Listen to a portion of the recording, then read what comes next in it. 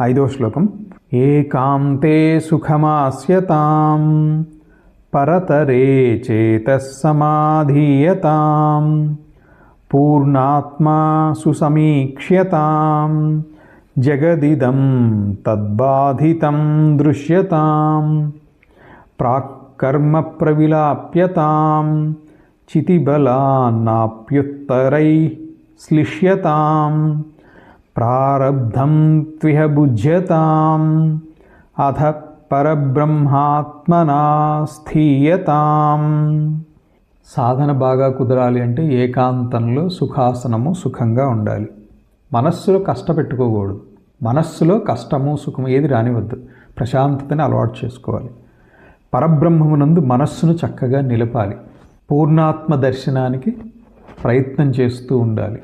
సాక్షాత్కారం అయిన తర్వాత ఎప్పుడూ పూర్ణాత్మ దర్శనమే చేస్తూ ఉండాలి. బ్రహ్మానుభూతిలో ప్రపంచమును మిథ్యగా చూడాలి. సంచిత కర్మలు చక్కగా విలీనం చేయబడాలి. జ్ఞానశక్తి చేత ఆగామి కర్మ నుండి విడిపడాలి.